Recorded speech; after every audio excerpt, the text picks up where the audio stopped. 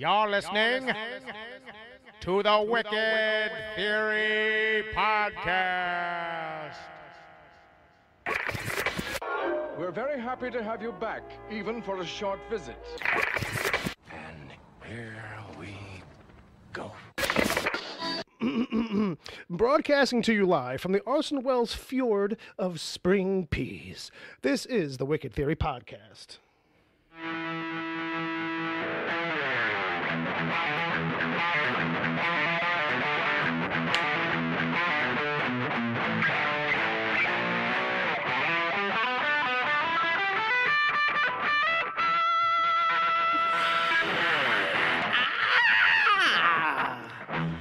Ladies and gentlemen, boys and girls, we are back. Oh man. Every day is like the first one. The French. Oh, the man. French champagne. Good times. All right. My name is Bill Sweeney. No shit. And this is a nerd-related news podcast comedy thing, funny sometimes show. And I got my buddy Jay. Yeah. And we got Ed. You mess her up, I'll kill your parents. Your parents still alive? Yeah. Good. And we got my brother Bob on the guitar. I'll just say hello, like a normal person. Like a normal person. I've Thank had you. that conversation a few times. Although you... I'm not normal. Okay, thank you. Thank you for finishing that. It's okay. This is episode 160. How about that, kids? We made it this far. Yep. Did anybody bring a cake? No. Where's my cake, Bedelia? There's an Alphonsus near here, right? We can go for cannolis. I got a mouthful of coffee, and you pull out a random creep Where's my cake, you random dirty creep bitch? show reference. Holy shit. I've got to have it. As long as there's no cockroaches. Was, All right. was that like Leslie Nielsen's last half serious movie? Half serious, right. Yeah. I thought that was Naked Gun was half serious. No. That was dead straight. That was That was dead Well, he straight. played it dead straight. Yeah. Well, yeah, that's all he ever could do. So that's why they got him. No, man, you see him in Forbidden Planet. That guy was Tom Cruise. That guy was, oof. He was young. He was a prime stud actor. I hate to say it, but James in the chat room has line of the week already. Does anyone know how to tell if your coconut is turned? Open it. I was going to say, see a doctor. It sounds like some testicular torsion. No, coconut would be your head. Well, I guess, yeah. I would just say turn it to the opposite direction and Yeah. see if your view changes. Yeah, I think if you roll down the hallway and it breaks left, it's no good. No, see a doctor. Or see a doctor. Coconut doctor. Well, 'cause that's how the song goes, right? You put the lime in the coconut, Yep. You drink the bowl up. and then you call the doctor, and he said, boy, don't do that. You remember when Coke had that lime with Coke? Nope. All right, here we go. Episode 160. Yeah. All right. I do remember that. had a dummy classmate in high school Just one. who got confused because they basically changed the lyrics, and the whole marketing campaign was you put the lime in the Coke, you nut. Oh, and- right, yes. And then I do remember that. yeah, and I remember in a creative writing class senior year spending like a 30-minute sidetrack because this one kid didn't understand whether or not they changed the lyrics. Like, is that the actual lyrics to the song? Is lime in the Coke you not? I feel like and not I'm caught in a coconut? 30-minute sidetrack Yeah. right now. Yeah. Well, I think that was the kid's whole point. Was he wearing a denim jacket? Oh, my God. No. This was an all boys Catholic high school. So he was definitely wearing a denim jacket after hours. Though. Right. Yeah. All right. He was. Well, he might have been wearing an S&M outfit after Well, hours. it was all boys. Who knows what they do when it's just them alone? Well, we know. It was one of those things the teacher didn't believe someone could be that stupid. So just like, wow, we got to explore this. Then your teacher's actually stupid because the world is filled with highly praised morons. All right, and that's what people get confused. Oh, but they're a moron. I found out after all these years of worshiping them or thinking they was something. No. No. They were stupid. You were a moron. Well, that's the thing too. Because I hate to point that out to didn't them. see that they were morons. But they didn't see that guy was stupid. They ain't gonna know that they were stupid. That's the other thing. Most stupid people don't know that they're stupid. Yeah. Which is rule number 17 of my handbook of life. Slowly but surely, we'll get to all of them. Yeah. So this is episode 160. If you people want to email us for some strange reason, you still can if you're listening live in the chat room. Yeah. Because we're live every Saturday night, 7 p.m. Eastern Standard Time. Internet willing. Oh yeah. Jay, what's the address, the web address for people to come hear us live? To the mixler.com/wicked-theory. That's right, folks. You heard it. You heard it here live. Yeah. Be here. I was about to say the fucking Think email. for Bang Bros. Podcast at Wicked Theory. Don't pop your peas, Petey. punk. Yeah, you got me. You bested me. Peppers. There you go. Yeah. Yeah, so send an email. You can send it to podcast@wickedtheory.com. Yep. Whether we're live or not, anytime. Yeah. Anytime. Send whatever you like. Just don't forward us your junk mail, because that's not cool. Or dick pics. Yeah, you know what I mean? No, just send those to Palmer. Oh, yeah, the Agent Palmer. Yeah, Bill, how come I'm getting all these Gmail. dick pics?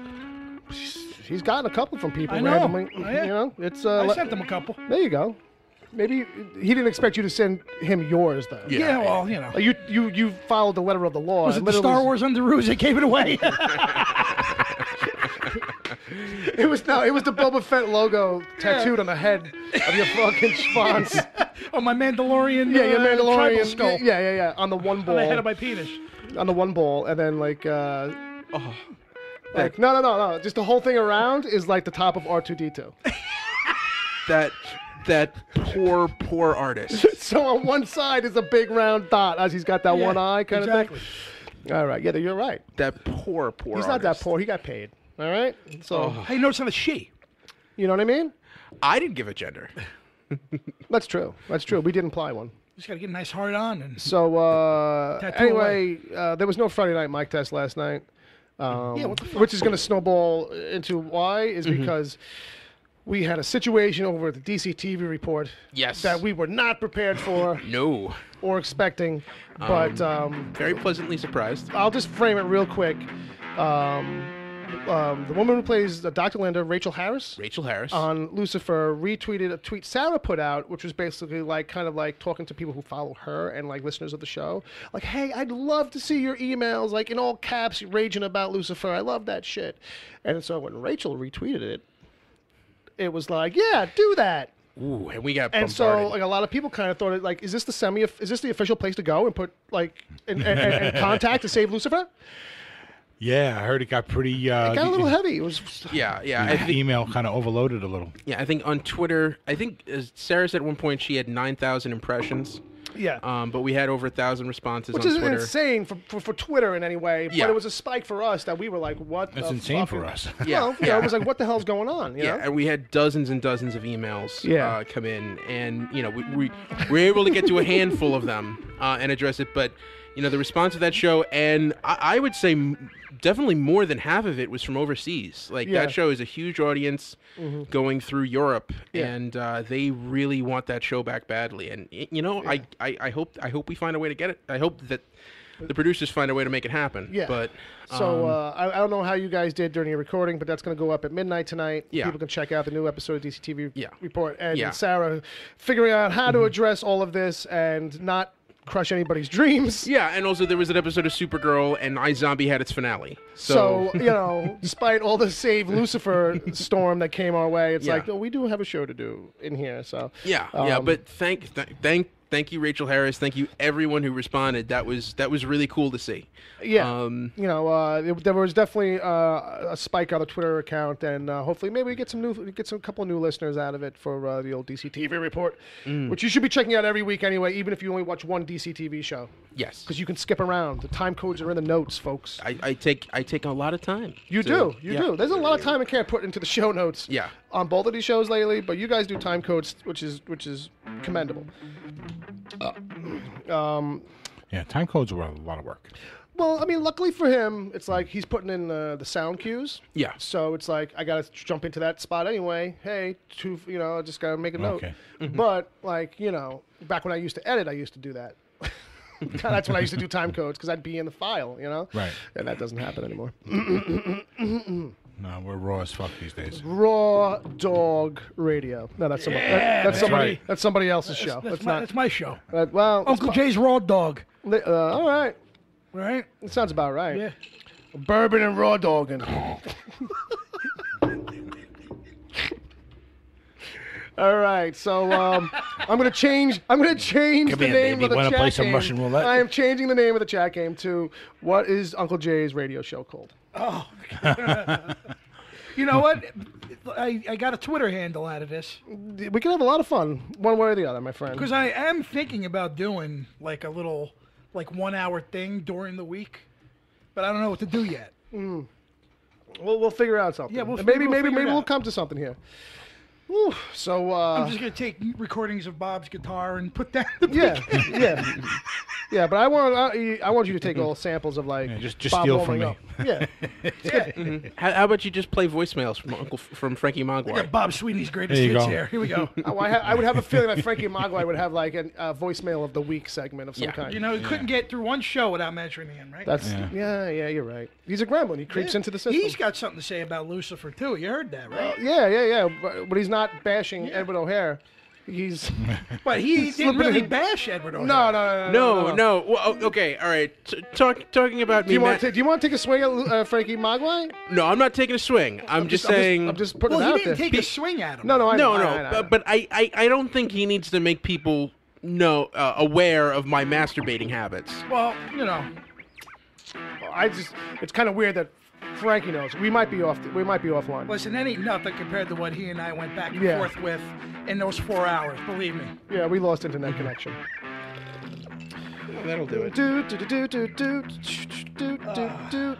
And I think the app is just going to keep trying. Yeah. Yeah. So I'm presuming that it's still recording though inside of the app. 'Cause Oh, the okay. clock is running. So I Okay. think we're still building a file.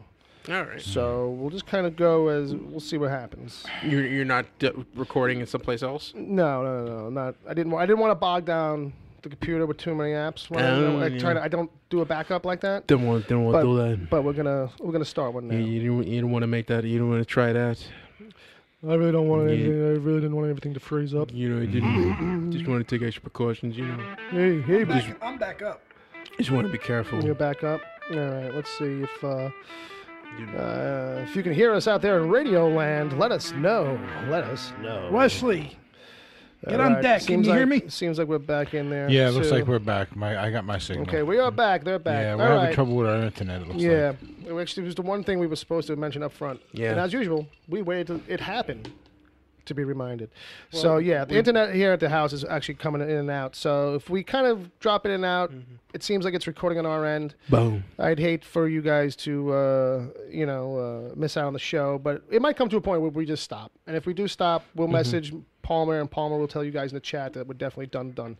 But it could happen again. Right. The app seems to pick it right up when the signal comes back, so we should kind of come in and out. Like I don't have to open and close stuff. Shouldn't be too big of an issue jumping in and out. But if it Right. happens a lot, we should just kind of like kibosh it and go offline to record the rest. I say we give it one more chance. If it happens again, right? Yeah. It happens again with Dunskies, right? Yeah. Time to call Frontier. I don't know what that is, but it sounds Western. We're out of here, like Elway after his second Super Bowl. See, we don't do sports around here, all right? Well, he was pretty beat by that time. I just said. What did I fucking say? We're out Yeah. of here, like Koufax in '65. Put an empty chamber in that gun. Yes, technician James. We are recording locally, so we do have that backed up Done like Mao. Tommy John inside of the when he app. blew his elbow. Yeah, we go. Come with the bow. Bow. Yeah, I want a Mao. Mow, mow, mow. All this fucking baseball talk. Bow.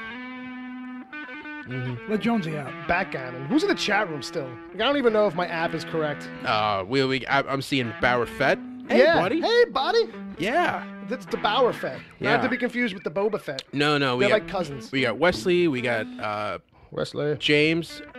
James B. Ham. Yames, Yeah, I like to say. We got Palmer. Okay. Bauer. You know what I love about Bauer Fett? What do you like about Bauer Fett? Because whenever Ashley at River 8878 puts out a question about Arrow, Bauer Fett will provide her with the answer before I have a chance to respond on the podcast. Well, I know those answers are correct usually. Yeah. Oh yeah. Oh, yeah. Okay. Yeah. He knows more than me. You know, it's. Well, that's probably why he's jumping in so quick. Yeah. He's on Oh, the it money. needs my help. Well, yeah. I got this. I got this, buddy. It's that compulsive thing where it's like, oh, I have to address it, and Well, I feel like that too sometimes Yeah. on the web, where like Yeah. I'll see it and it's like I know it's not addressed to me, but I know the answer, and it's like, Yeah. okay, fuck but it. it'll. Yeah. Who are the longbow hunters? And it's like, oh, that's a question question I was gonna answer anyway, but okay. He got it. He got it. He knows his stuff, Ken. You know. I hear you. So he's a comics guy? I don't know. I don't remember because Bauer was here a lot, and I think his schedule changed, or our schedule is rough for him. Yeah. And I know he's really into the DCT report because I see his tweets all the time. You know what I mean? I'm the shadow producer basically over there. You know. Yeah. He's around there. He's around all the time. Okay. Yeah, I'm not sure. I don't know him that well. I know all of his listening habits, but yeah, he listened to our show. Well, you have to start stalking the listeners. All right, fine. How else are we going to retain them? Really, man. I mean, I know Wesley drives a pickup truck that I think he spray painted himself. I don't know, maybe, or it was a toolbox. I'm not sure, but something. All right, so let's get into the stuff. Let's get into the old meat and potatoes, as the kids say. Well, I got to say something. Oh, you want to do this here? Yeah, because this will probably go right into our brief meanwhile, right? Well, we got news up next. News is always first segment. All right, so then we'll do the news. We'll do the news. We'll jump into some news. Brother Bob. It's news time, kids. It is. It is. Newsy time. Newsy time. Satan is good. Satan is our pal. Let me get that ticker tape. Let me get that ticker tape. Oh, you want the little bit of the old? You like the old? Our first story tonight. Oh, tragic.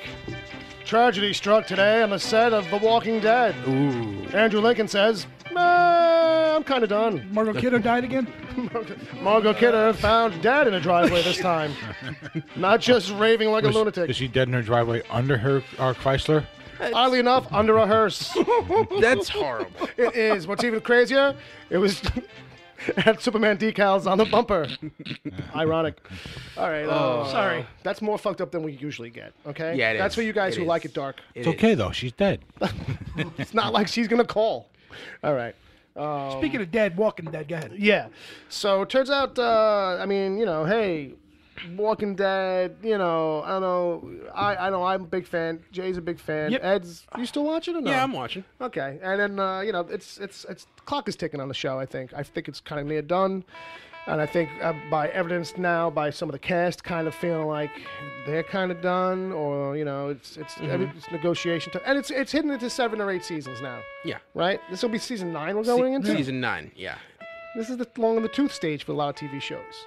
So, you know, it is a show where constructually, as it's built, could conceivably go on forever. But, you know, could it? Your hero wants out, I see. Yeah, and I think, you know what it is? The new characters that have been coming in over the last couple of seasons, I don't think are as strong as the ones you had coming in like seasons 2, 3, and 4. Just haven't been able to replace them. I think Negan's pretty strong.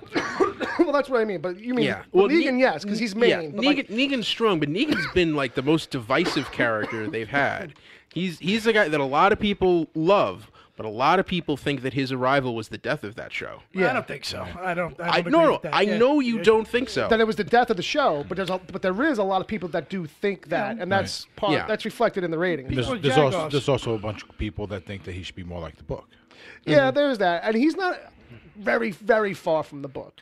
But I think the problem is you know, it's a TV AMC, show. yeah. It's a TV show. It's like a different type of audience than the comic book. Comic book audience readers are much more accepting of like whatever you throw at me. Like, you know, there's a very much of the thing in the back of your head when you're reading a comic book. Literally anything really could happen here. Like, that's not like a thing in TV. Like, in TV, like, you know the main character is not ever going to die. And if he dies, he'll be a ghost for the rest of the show.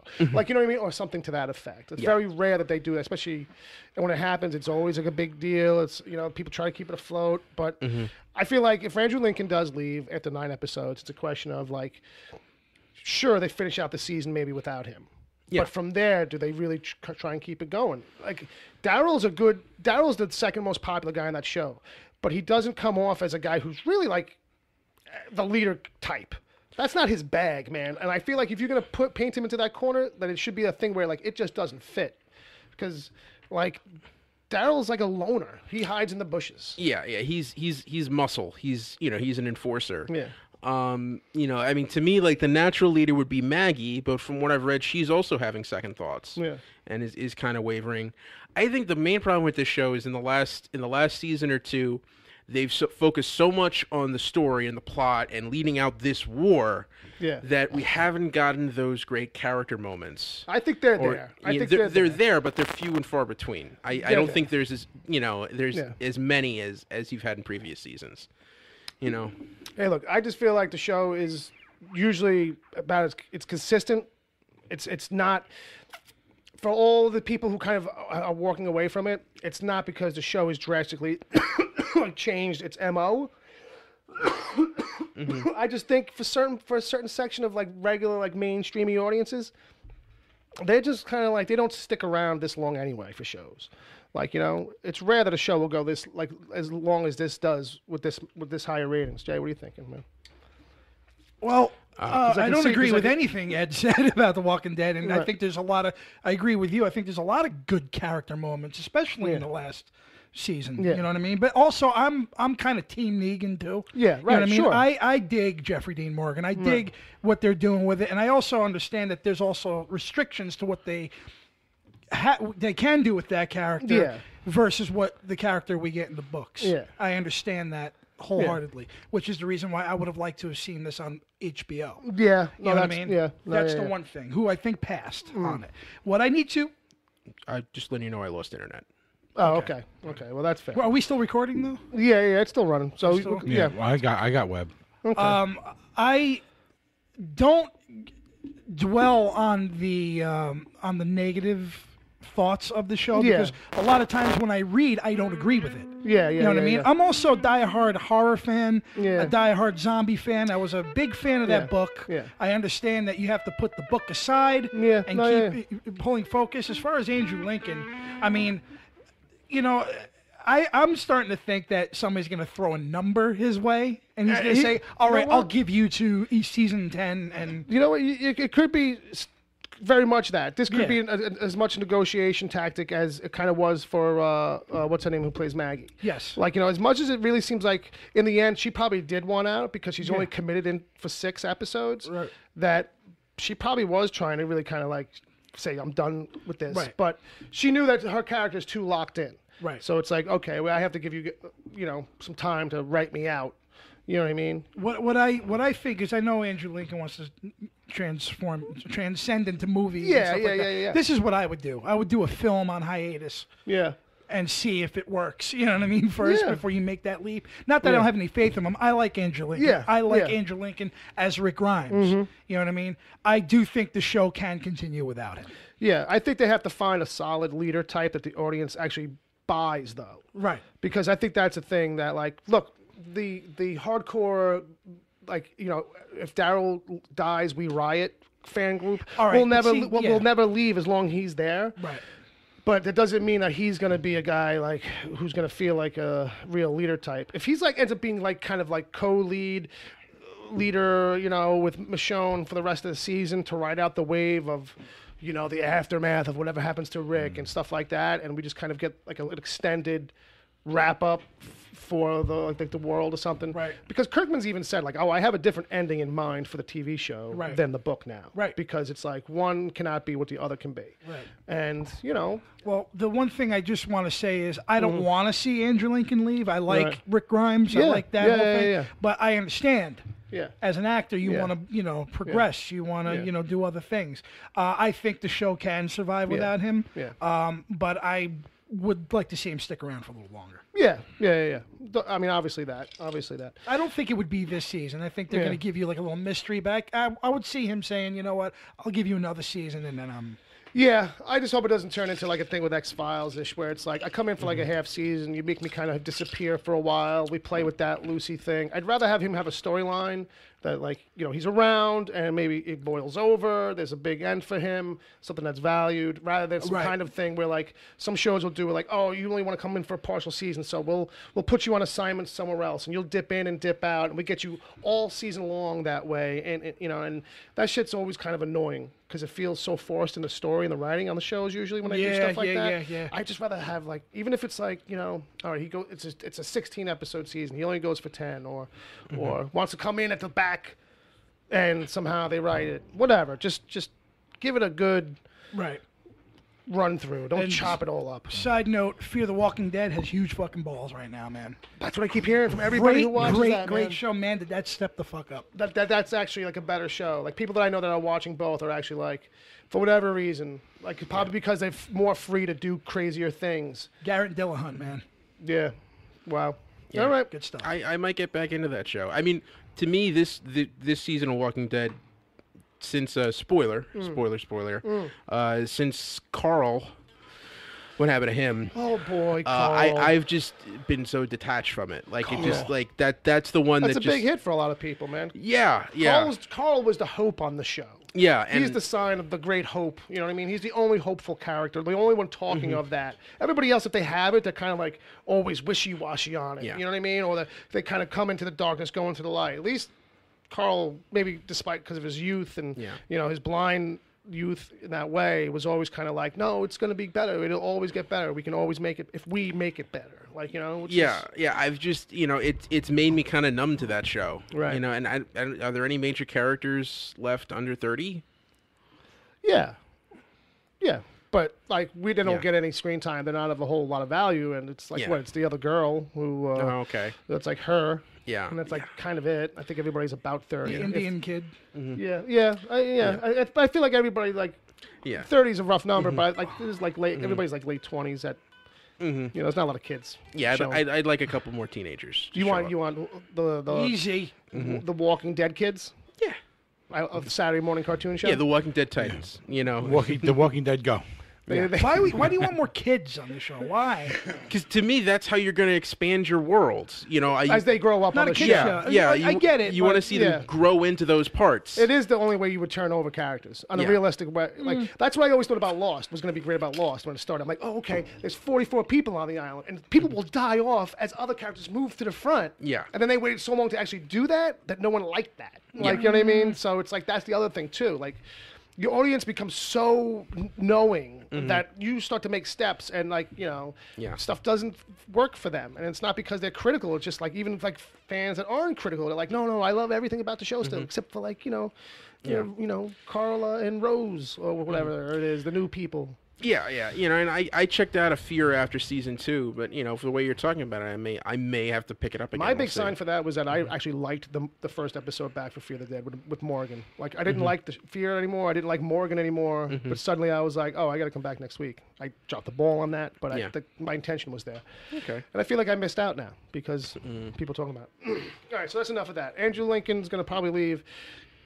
It's the big question: can the show go on, and for how long? Without him. There's some hot rumors, some hot, smooth, sexy rumors. Oh, are we there? Yeah. We're into the next thing. Colt 45. Colt 45. Deep space Colt 45. If you don't know what Colt 45 is, it's a gun.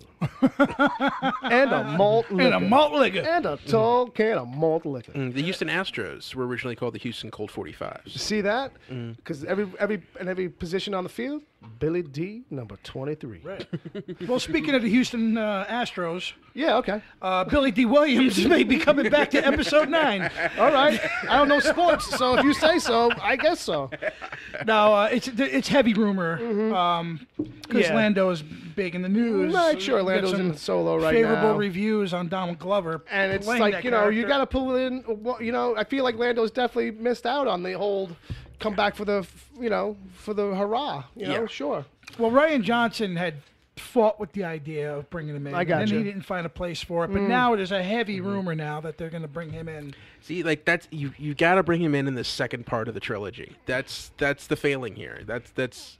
And I should have been in the last one. Yeah, I might have liked Last Jedi if Billy D. Williams had been there. If he had been running that casino planet, okay, there's a reason to be here. Well, I bet you there was a plan. That was the plan. That was probably the spot for him. Like, all of a sudden, maybe he's on vacation. I'm scoping out. I might buy this place. No, he should have been playing Del Toro's part.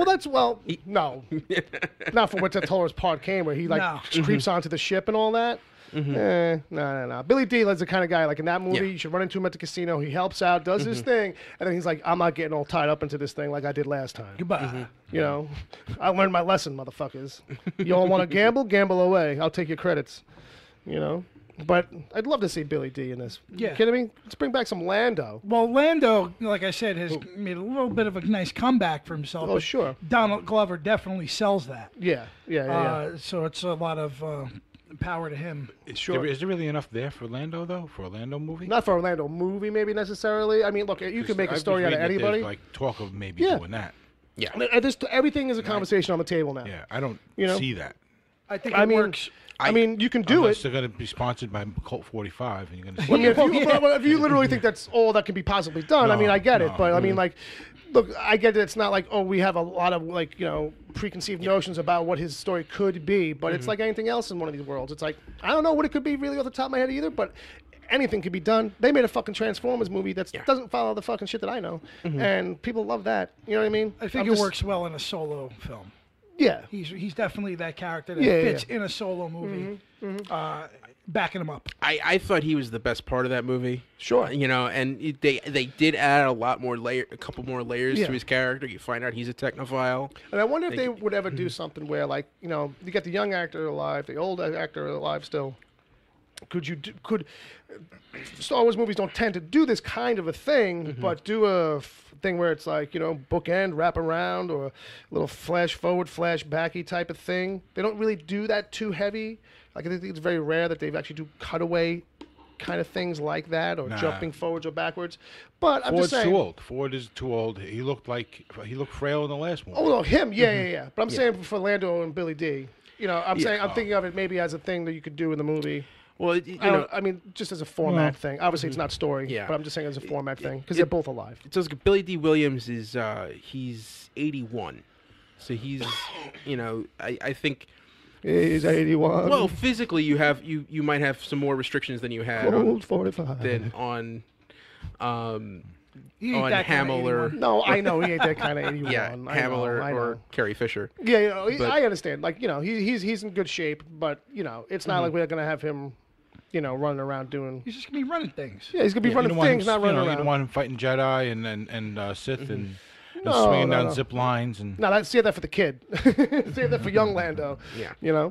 But hey, I'm down for it. Bring him back in any way, shape, or form. And if you got Billy Dee, I'm open for anything at this point with Star Wars. Just keep building outward. Yeah. Because even if Lando doesn't work, but you bring in something else that does work maybe in there, at least we got that. We get that out of it too. Like, don't forget, it's not just world building anymore in Star Wars. It's universe building now. Yeah. And there's all these different kind of, not only time frames, but different directions in general. And I mean that in a literal sense, like crossing over the map. So, right. And that's all it's going to be for a while. Yeah. And let's not be afraid to use characters for crossover. Right. You know what I mean? Feel free to tie that together. Make sure that we are experiencing that that's a part of the experience for the viewer. Yeah, and what's great, I'm going to talk a little bit about Solo in the meanwhile because I got to see it, and I can touch back on what Bob was saying. So let's roll forward because we're so excited about Billy Dee, and we could just talk all day about Billy Dee. Malt liquor. Star Wars malt liquor. That's what should have been the game. What would malt liquor brand in Star Wars be? That's gonna be next week, I guess. All right, Paul, make a note. Real quick, how awesome was Lando's cape collection? It's all right. It's a custom piece. I mean, it's extensive, which you expect, but I mean, it's still a cape collection. I can't relate too deep on the capes. And his best outfit is the one he has in his last scene. And I'll say this: they all look did like. I even remember number 23 on it? That's the thing. You see them, but they don't really get to. They pull too many out. But they all seem like 3/4 capes. I'm not a 3/4 cape Are they all guy. Jordans? He's got those 3/4 capes that only go right to the top of your ass. It's a weird kind of cape where it's like, what's the purpose on this? Is it just is it just shoulder rain? First time you ever saw Lando, he was, oh no, I know. It was the 70s. That's his when trademark. we saw it for I the know. first time. that cape was awesome. The cape was awesome. It was part. It's That's a trademark. pimp. It's a pimp cape. Whatever. It's part of the iconography. You got that? Drink a little more. So, maybe it'll help. further into the news, we got Ed's going to bring... Listen, there's times when I go into the dock in the beginning of the week, and I feel good because I'm like, I got a news bit that I can put in there that I think I'm going to be first to get it in there. And then this week, fucking Ed beat me to it. Oh, you feel special. Yeah, like touched in the head. It's kind of special. Fucking, but that's a different conversation. No, but kudos to you for being Johnny on the spot and being in the dock first. But so I will let you take the story, sir. So Locke and Key. This is a property we've talked about for a while. It's a great comic book by Joe Hill, who happens to be the son of Stephen King. Yes. Netflix has picked it up straight to series. Now, a lot of people were confused because there's some history here. Yeah, there's some history here. Fox shot a pilot for it in 2005, and passed. Then last year, Hulu paid for a pilot for it, and we hadn't heard anything about it. Well, they shot it. They shot a pilot. Yeah. They shot it. And we hadn't heard anything about it. And then all of a sudden, Netflix is going to air it. Yeah, Netflix is going to pick it up. But so evidently Hulu wasn't so hot on it. So Netflix is picking it up with the same production, but they're going to reshoot the pilot. So they're going to recast it. So starting again from scratch. Starting again for the third time from scratch. Yeah. But here's hoping that third time's the charm, because this is what we kind of wanted. Yeah, this is the place to be, I think, for this show. Definitely. In a big way. Yeah, it can be exactly what it is, and it's awesome. So if they just follow the story, and they can get it they can do the imagery and portray it just right. Yeah. It's going to be great. It's got a strange tone. It'll be weird to see how that manifests itself on film because it's definitely kind of a Stranger Things. But like really, like with a weird horror bend. You want to just to give a quick plot synopsis? So. Let me see if I run this down right. So it's a family, and their father dies. And there's a few kids and the mom. The father, the husband dies. So they move back into his childhood home, which is kind of like this old mansion.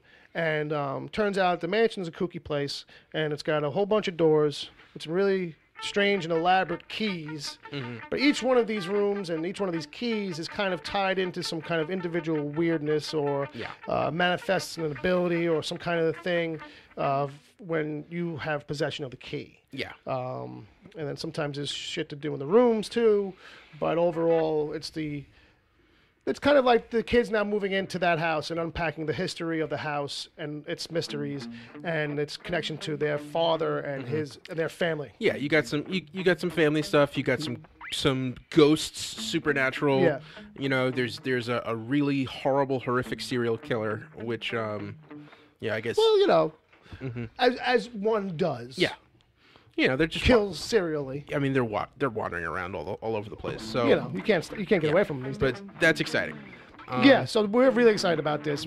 I'd say we really recommend if you're looking for a comic book series to pick up in graphic novel form. You haven't read something in a while. You want to digest something that's kind of really cool and visually different. Like it's got a real kind of unique art style. That's a blend of something that's kind of feels a little cartoony, but not too cartoony. Yeah, it's definitely Stephen King flavored. As far as the stories and stuff like that, So if you're any kind of a Stephen King fan, you'll probably enjoy this. Yeah. It's going to be right up your alley. So I think there's like 5 or 6 graphic novels all told right up the after the series run. And really great, really worth it. Like it wraps up really good. It's really good throughout. Yeah. Blows you away in more than one instance. You can definitely expect us when the time comes, should this come to fruition and actually become real, 100% real, that we'll probably be doing standalone episodes for it on some level. Fuck yeah. I mean, it's going to be like, an episode dump type show, because it's on Netflix. It's a binge, all at once, but we'll figure out some kind of thing to do for it.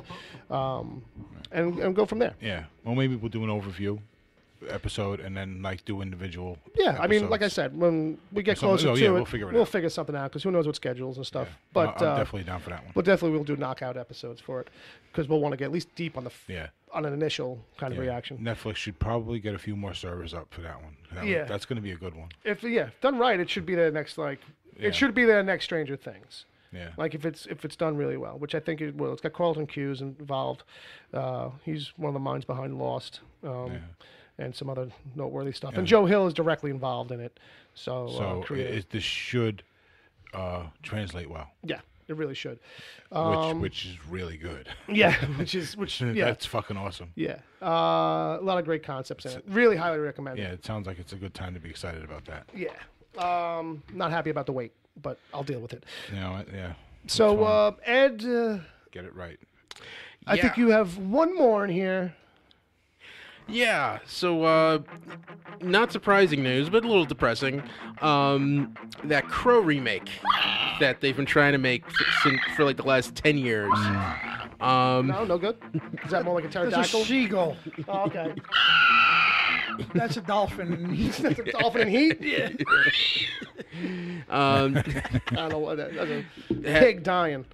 Yeah, so That's a crow. That's a crow.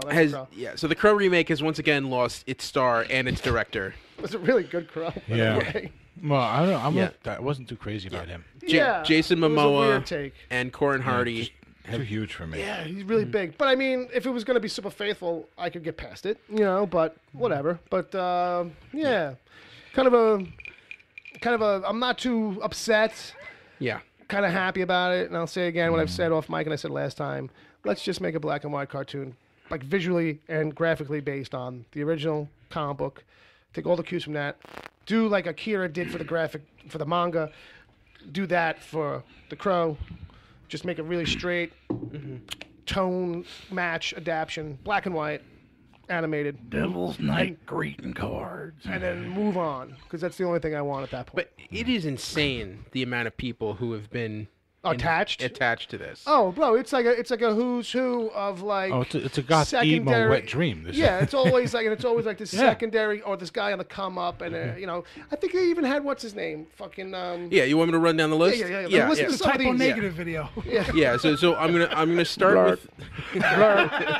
Number. Yeah, I'm gonna start with. This is an article on Film School Rejects. All right. Just runs down December 2008. Okay. Stephen Norrington signs on to direct. Okay. July 2010. You're going back. Yeah. Yeah. Nick Cave is set to script the film, working from both the script from Norrington and James O'Barr's original comic book. We'd really want to kill ourselves if his script came out. October 2010, Mark Wahlberg is rumored to star in the film, which is still set to be directed by Norrington and written by Cave. In that version. Yeah. What are you talking about? Hey, just tell your mom I said hello, okay? What's the big deal? And tell her I'm coming for her skull, okay? And, and it's I'll gonna be a lot there by of, 5. I think there's going to be a lot of vengeance, okay? And we're dropping our Oz. Hey, what happened to my band? Yeah. I'm telling you. Later that month, Norrington exits the project reportedly after balking at rewrite demands from an unknown actor, Wahlberg, who wanted to star in the film. Right. April 2011, Juan Carlos Fresnadillo comes on board as a director. The film is reportedly set for a rewrite by an unknown scribe and is still without a star. Okay. That guy did 28 weeks later. Yeah. Oh, okay. Yeah. Later that month, Bradley Cooper is reportedly in talks to star in the film. Yeah, that's what I was getting at. Then June 2011, Alex Say is set to pen the script, although it's unclear if he's doing a new script or working from Caves. September 2011, Fresnadillo takes on the Highlander remake, though he remains on board The Crow 2. October 2011, per deadline, Fresnadillo officially leaves the film to make his Highlander film.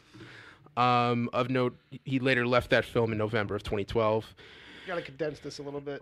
It's a long list. All right, Go to the last year. I mean, I like the who's who. Of Yeah. it, but So all right, then I'll just blow- focus on the actors. February 2013, James McAvoy is rumored to star in the film. Right. April 2013, Tom Hiddleston is rumored to star. Okay. At least he's lean. Yeah, he would have been good.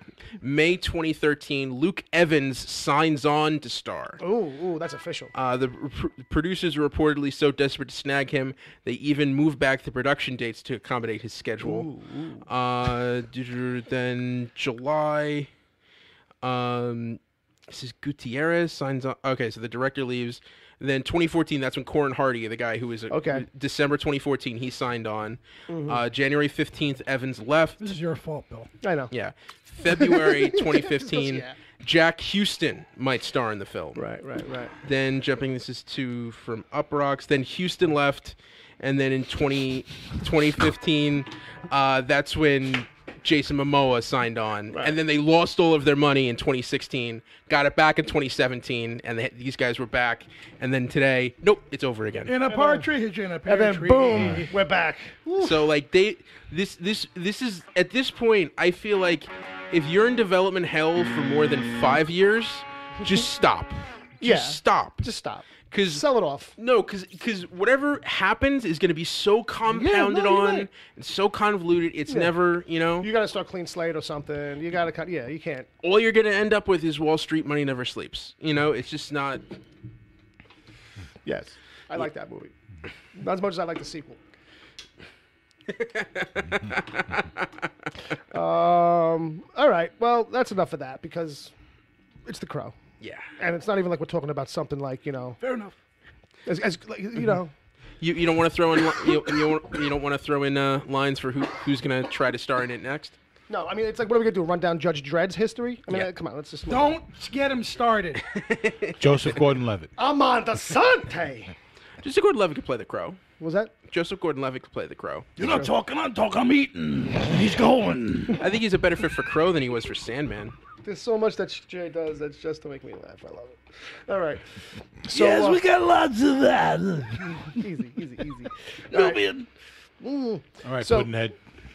So, yeah, okay. So we're moving on. All right, we're just going to pretend this is a normal show. Meanwhile, Segments. Boom. Meanwhile, so this is the part where we kind of like just cover like stuff we saw real quick in the week because that seems to be the thing we do normally. So let's make a segment out of it. That's how this started.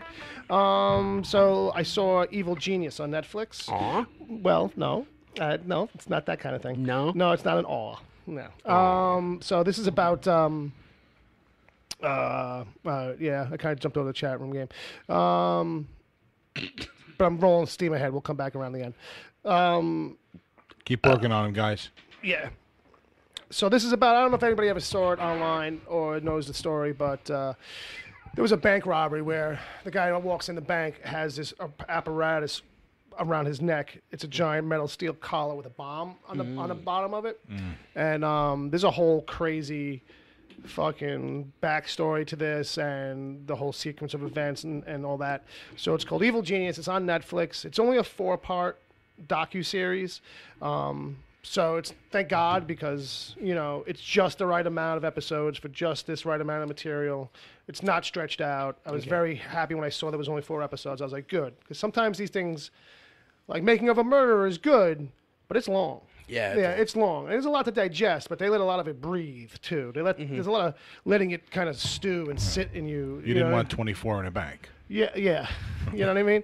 So with that, I recommend this. This is really good. It's a nice romp. And you kind of know where it's all kind of heading, to a degree, where it's building towards, because you know that certain people are still around present day, and they're kind of intercutting conversations present day with all this fact stuff that's from back in the day, because it was like 92 or 3 or something like that it happened in.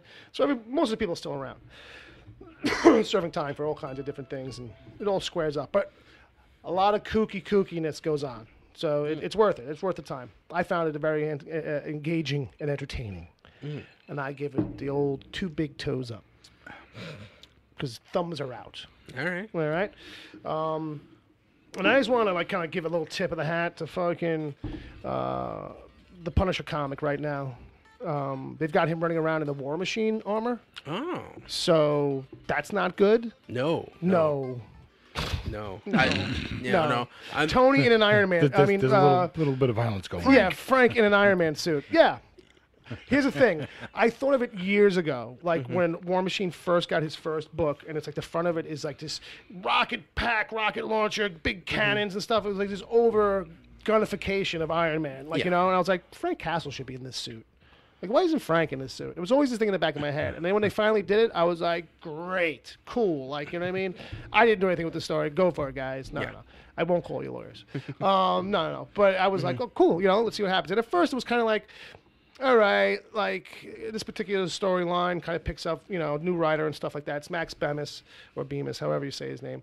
But it was okay. Like he ends up overseas, kind of like getting caught up he gets the suit and kind of takes it on himself to go over this, mythical, made-up country, Chernia. It's supposed to be like Chechnya, or one of these kinds of like, Russian-y kind of Middle European bloc fucking countries or whatever.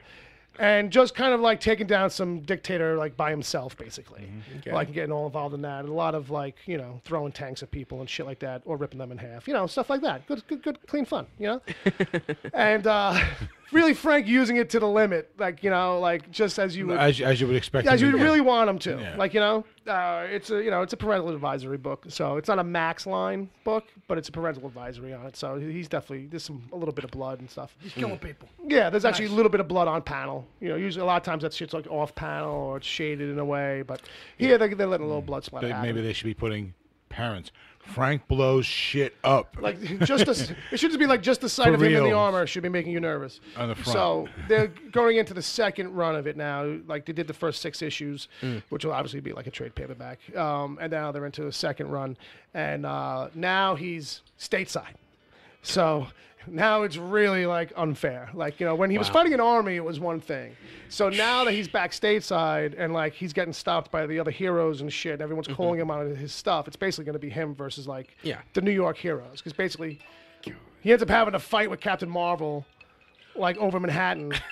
But what's great is that for once, every single hero in Manhattan saw it and they're all like, oh, what's going on? And now he's probably going to have to like fight them all, basically. But it's a thing where like they never do in Marvel, or like which makes sense, right? Like in the shared universe of Manhattan that is Marvel Comics, like sometimes you'll get 1 or 2 characters, but like the obvious thing in a real reality would be that they would all see it and probably go investigate. Yeah, like, this would be all over the news. Right. So. Which it basically is too. I think if I remember correctly, like it's like.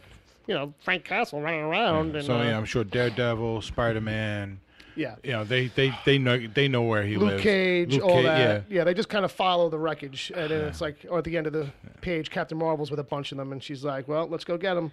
Because I'm like 5 episodes into the Oh, that's right. season 1 of Punisher, right? And he already has too many weapons in my mind. So like, here's the thing: he doesn't need weapons. That's what I was just gonna say. That's the thing with Frank. Like he's got so many, but all you really need, Frank, is one gun, one rifle, and bullets. No, you need bullets. That's the main concern. He should just be like, I just need bullets. He just needs his thumbs. Yeah, well, that's true too.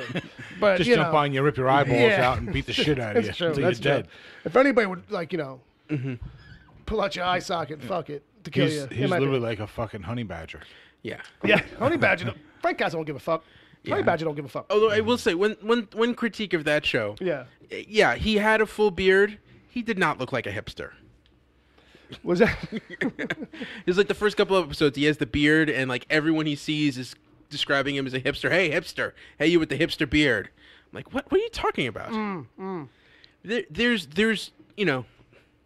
no handlebars. There's no hat.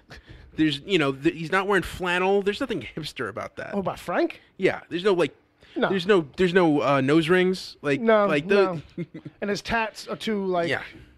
Or like Marines tats. They're not like, look, it's an ironic guy on a ye olde bicycle. Yeah, you know what I mean? It's faux ironic, like trying to be ironic. Yeah, that's what all hipster tats are. Right. It's almost like the show was being written or produced by people who didn't live in Brooklyn. Right. They went there on one scouting trip. They're like, I think we know what it is, and that's like, it's just like whatever they caught in one photo or 2 pictures on the street. But that must be it. Yeah, that's just intense. Yeah, it's a little tense, right? Yeah, it's intense. Jeez. And like it only gets more intense. Like the ending is so. But good stuff. But good stuff. Like really, really. Well done ski, as they say. Yeah.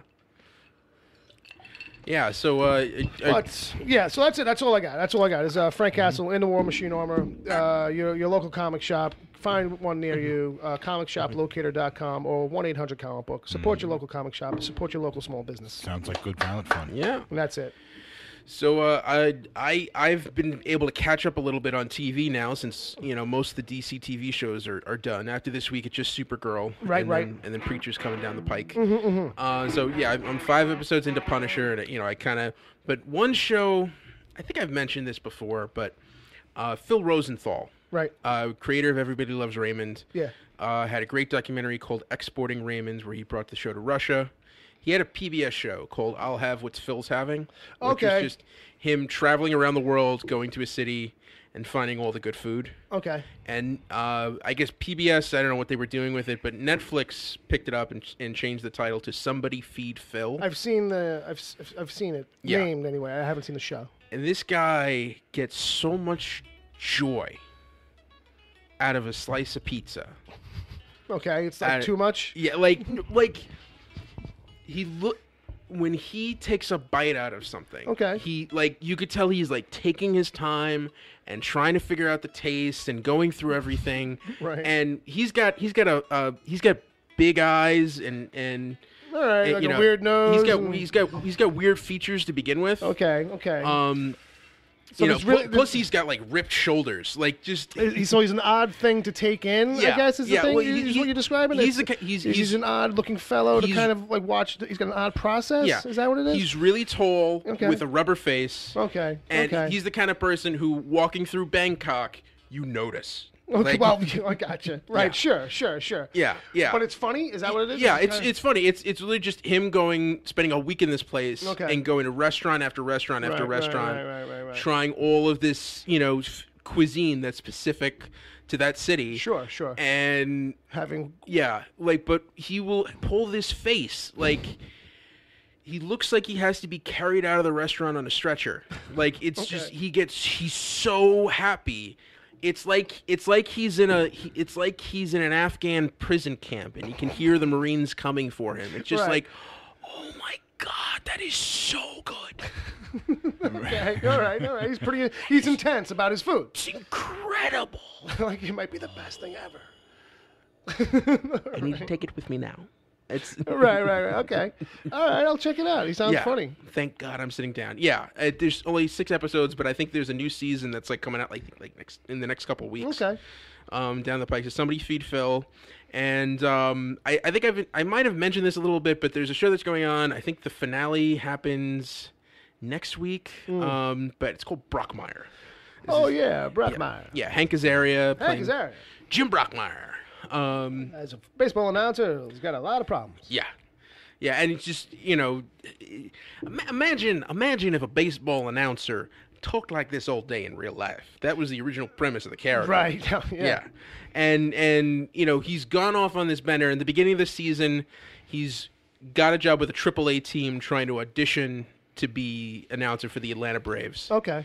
And he's got the number 3 podcast in the country called Brock Bottom, which is just him drinking a bottle of scotch. That's funny. And telling a story for 90 minutes without stopping.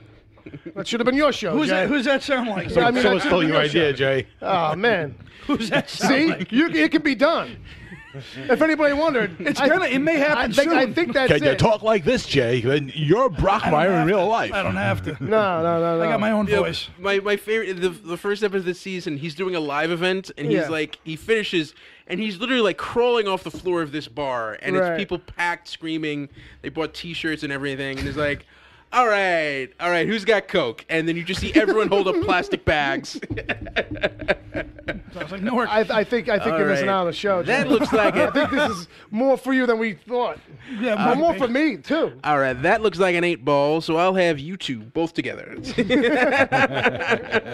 Oh, I like this guy. I like this guy more than I thought. It's so many great moments. Well, you showed me a little bit of it. Oh, yeah, last week we watched that opening clip from the first episode. For Ed to say to me, because he knows I don't watch everything. Sure. But for him to say, I think you'll like this. Yeah. And he showed me the opening. It was fucking funny. It rubbed me a couple of ways. Okay. Because I see myself. If you gave me a microphone by myself. I understand. Yeah. I may It might be too. It might go south real quick. It might be too self-introspective. But it might soar that's the because other I'm thing. going south. Yeah. Just as long as think you don't it'd be a listen hit. back. Just never listen back, and you're good.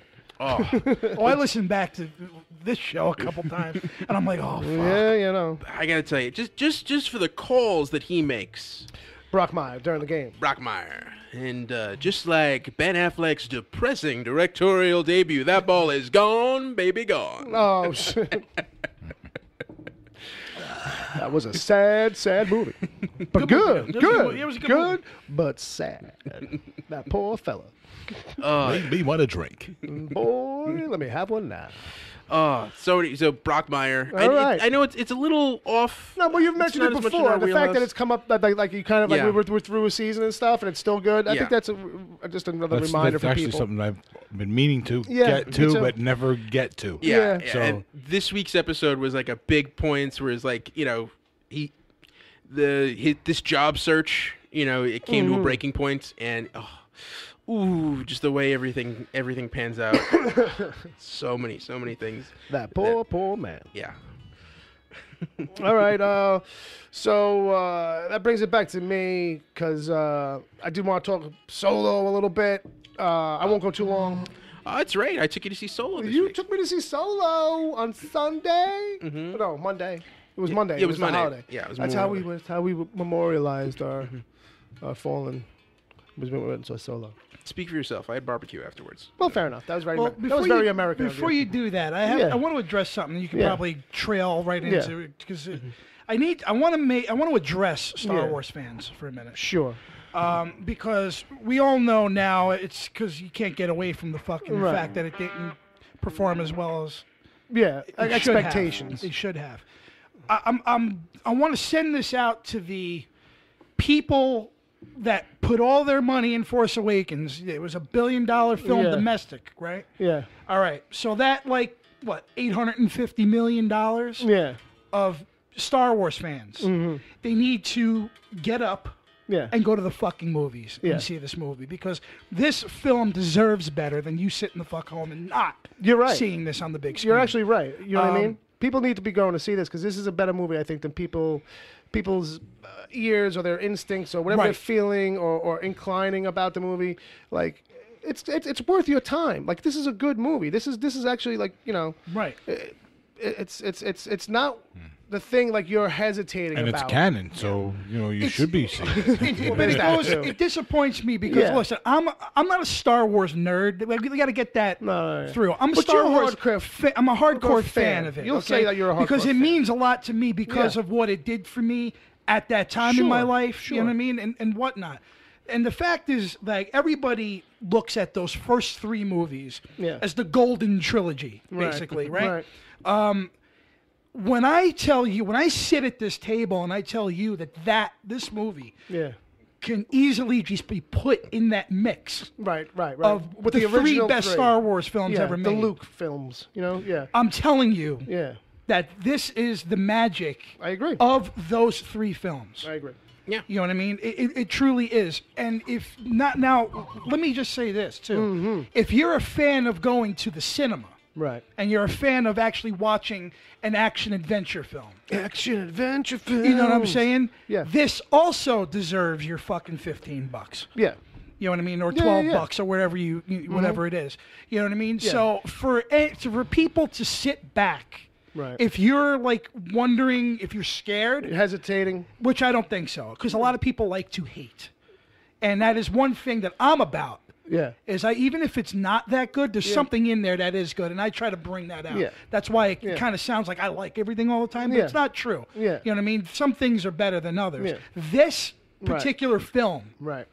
deserves better than what you people are doing Right. by sitting the fuck home. You're a movie fan, go to the fucking theater and see probably the best summer film. And that's bold. I mean, Yeah. the rest of them haven't come out, Not yet. but it's Not yet. it's well written. It's Yeah.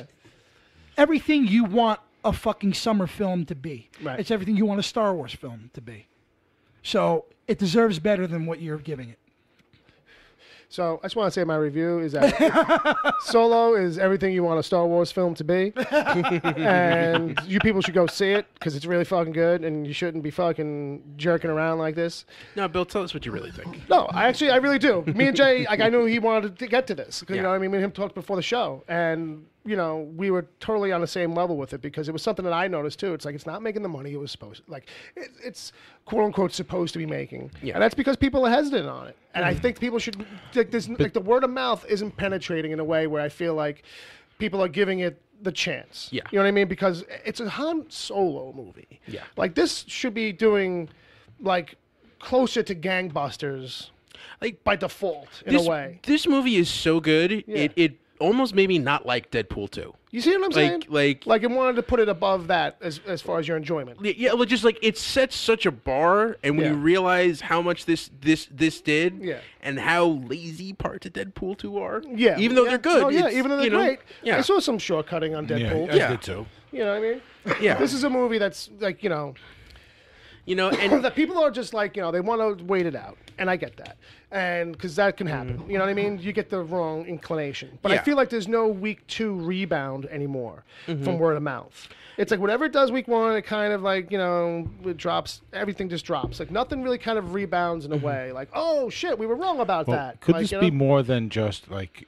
Could it just be that most people don't see Star Wars as being a movie they want to see every 6 months? Well, this is a thing I kind of came I to. mean, I don't believe that either, actually. But go ahead. But this is a little bit of a thing that I was asking Jay. In the end, I brought it down a little bit further. I was like, well, what if Han Solo just doesn't have like the overall appeal that maybe we thought, like in a way, to the broader audience? Like if you're a Star Wars fan and you're a little extra committed in your love to it as a thing, like it's Yeah. not like just you didn't like Star Wars, but like you're a Star Wars fan. Maybe. Then Han Solo maybe is, it means more to you than the general audience and public that's like, oh, I know who Star Wars characters Yeah, I are. It's don't- Luke, it's Leia, it's Han, it's the androids, but they can't name the androids, This was a way.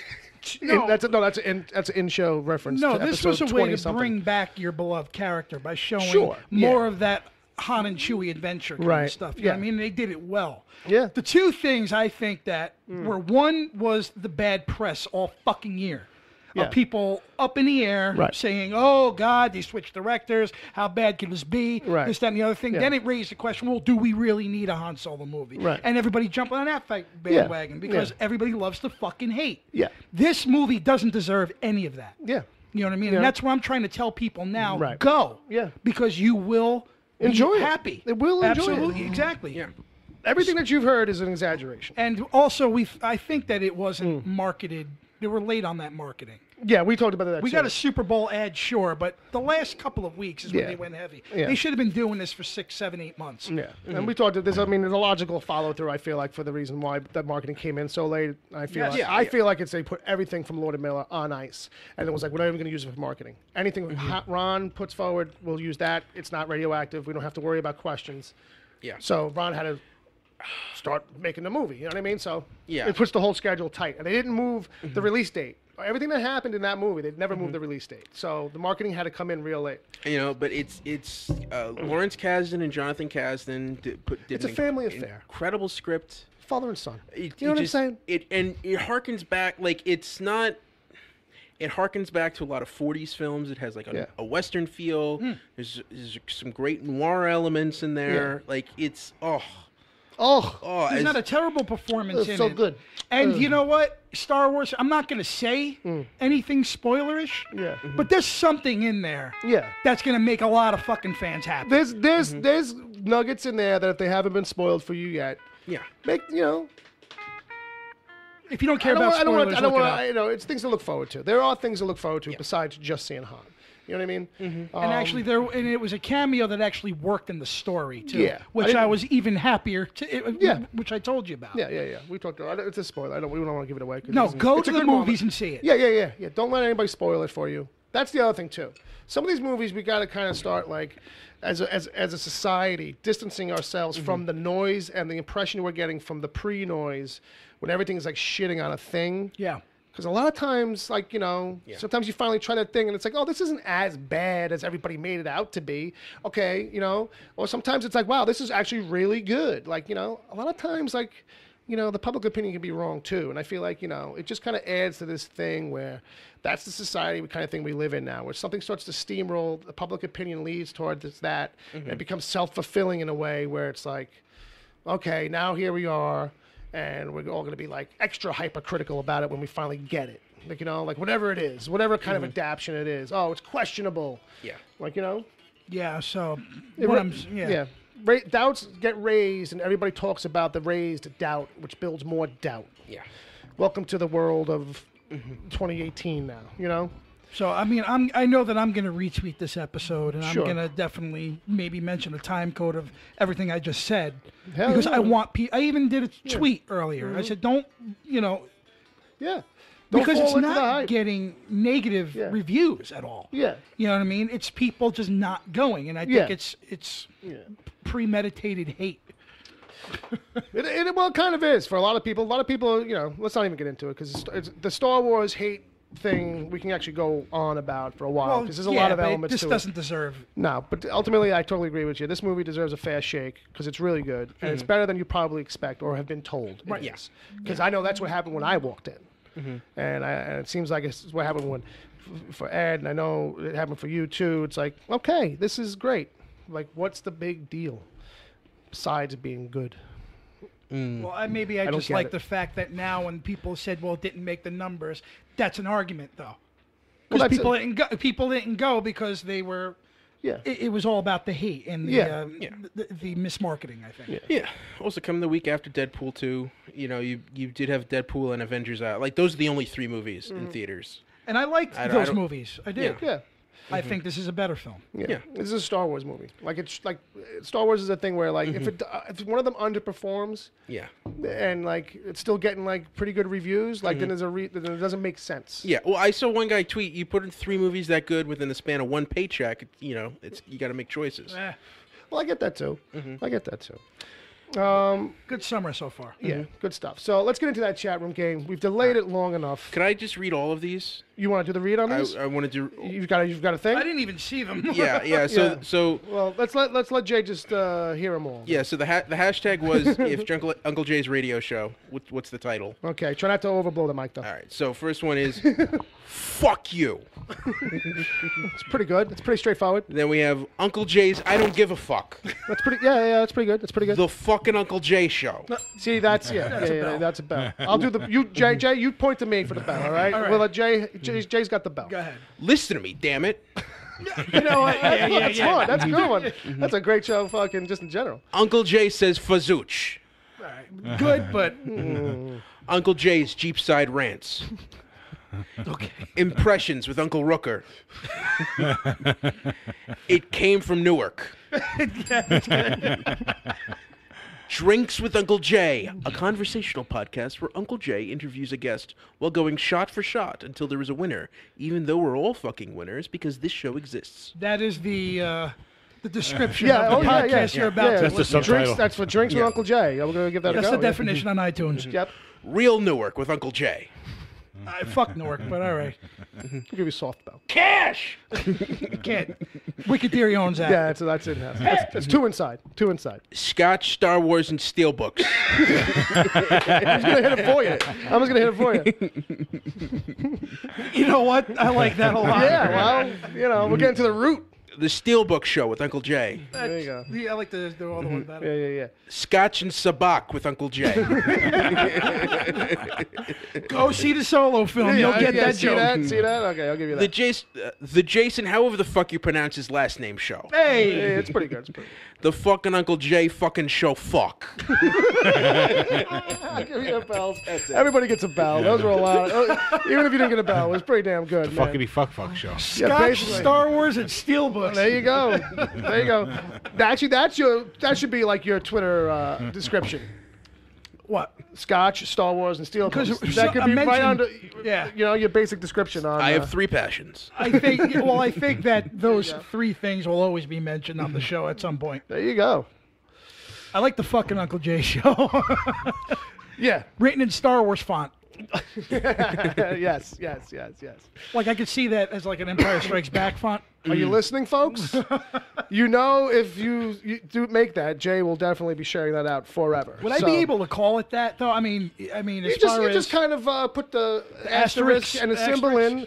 I think you'd probably do a little research, like if you were going to actually try and use it for your podcast name, see how that goes, if that makes a problem for search engines at all. But I think you could probably get away with that. As long as you were consistent with which symbols you used, you can go for it. Probably just do asterisk to make it easy. Like, you know, that's why nobody gets confused. Oh, is it swirly and exclamation point? Or is it, you know what I mean? Just go asterisk. Just change the spelling. Make 2 words 1, 1 word 2. The forking. Yeah. FAWK. Like, Oh, I thought you were talking. I thought you were talking about Star Wars and Steelbooks. No, there's no issue with that. Yeah, we'll figure out the workaround for Star Wars. No, just the fucking Uncle Jay show. Yeah, because I'm thinking about doing something. Yeah. You know, and I'm literally, I mean, it's a long way. Yeah, you're just kicking it around in the slightest way. But I have a couple ideas that I think might work. Although Drinks with Uncle Jay, where it's it's like a head-to-head. Oh, who's got that kind of time though? That's a 3-hour show where like you guys are ossified at the end. And that's where it's like, oh, hour 4 was the golden hour. Yes. You guys didn't hear it. Like, you know, we didn't record that. But we stayed for another 3 hours and drank more and got more ridiculous. Just record the last 15 minutes of that 4 hours. You'd have to run like a 6-hour tape and just edit it all down. Like, you know? Be time to call somebody a cab ride home and be like, yeah, go ahead, I dare you. Try. It's like drunk history without the history. It'll be history of Newark. You know what? I would ask people to send in topics. Yeah. You know what I mean? Like I would bring one to the table, but then I would like read an email and then build off that. Right. And have it spiral out into other things. So would you answer the Nigerian prince? Yeah, I would. I would answer him. Kids, what's the matter with these kids today? All right, so speaking of kids, thanks to all the kids in the chat room for playing the game. Yeah, thank you guys. That was funny. That was a big bunch of belly laughs we had there. And that means it's time to get serious, kids. Aw. Yeah, emails.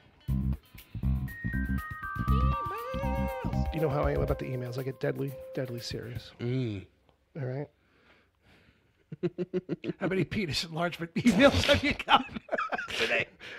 Oh, yeah. So, first one is from our buddy Ben, also known as Benny Livewire. Oh. Usually in the chat room.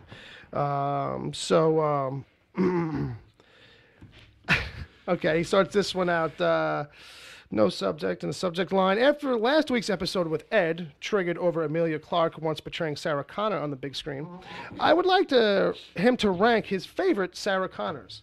So out of Lena Headey, Linda Hamilton, and Emilia Clarke, from least favorite to most favorite. There's only 2. Right. Oh, you're not even letting the other one on the list. There's only 2. Oh, okay. So it's Linda Hamilton, I'd say, and then Lena Headey. You know, the TV show was good, but it's to me, Linda Hamilton. You can't ever top it. No, no, let's not get crazy, right? Especially Linda Hamilton in Terminator 2. Come on. Still hasn't been topped. That should have been an Oscar nomination. You know what Sorry. I mean, I really agree with that. For the Oscar, for the shotgun pump alone, my friend. I think she's just damn good in it. I think it's a damn good performance. Absolutely. And she worked her ass off for that role. And I guess the only reason why I'm saying that is because I know Sigourney Weaver got nominated for Aliens. Yeah, right. You know what I mean? And it's that kind of a wheelhouse performance. Yeah. And I think that she held her own, man, in that big fucking movie. Yeah.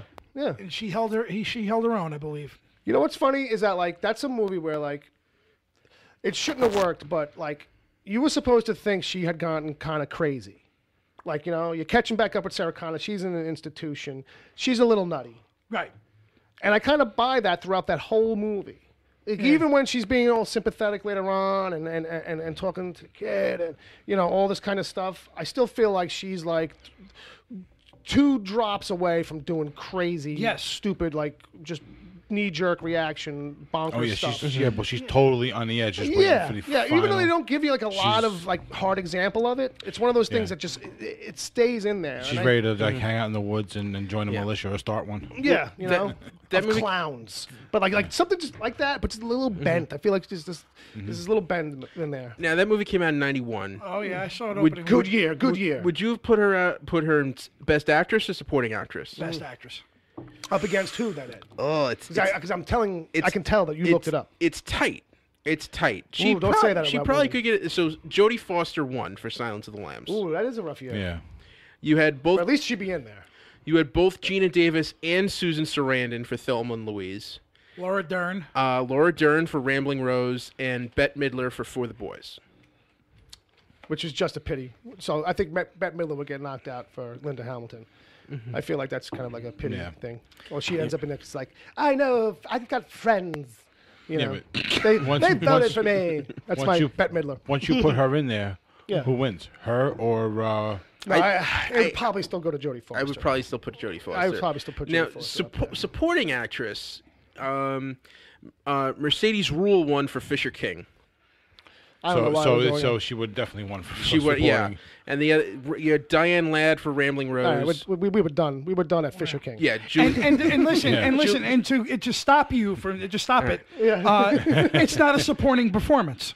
Yeah. Right. yeah. No, it's not. In no way, shape, or form Right, is it's Linda not. Hamilton's role in Terminator 2 No. a supporting performance. No. So stop. Well, I think it's an ensemble movie. I think there's an argument made for her to be a supporting Then we can actress. argue about it another day. I don't but know. As we're sitting here talking about it, I'm thinking of it as like a dual lead kind of thing. It's a lead, Well, it's a yeah. lead role. It's because when I'm going back to when I saw it in the theater, I feel like most I of was that movie enjoying it for Arnold, but I didn't realize it as much at the time. But the girl I was with, she was enjoying it for Linda Hamilton. And I felt like it was Eddie Furlong's fucking Yeah, movie. I would say he's the lead. And is that because like I'm just young? I was young at the time, and because I hated him in the movie, like as an actor, like I didn't really like him.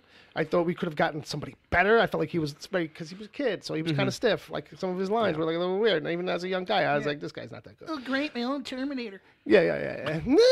Like that's just my Eddie Furlong in Terminator 2. But but I'm just saying like. I kind of felt like it was so geared more towards him most of the script. I mean, once he gets together with her, it's them. You know what I mean? Don't get me wrong. But I don't know. That was the impression I always kind of took from the movie. It felt like it was mostly him for a while. It's not a supporting performance. Yeah. That's what I'm Yeah. I think there's an argument to be made. I think. Well, you know what I think? I think that's a different podcast. I think, given it was 1991, if she had been nominated, it would have been more likely she would have been nominated for a supporting role. Yeah, that probably would have been some Academy bullshit. I don't agree with No, it. I actually think. I don't think I it would actually have think two reasons. One, because she wasn't.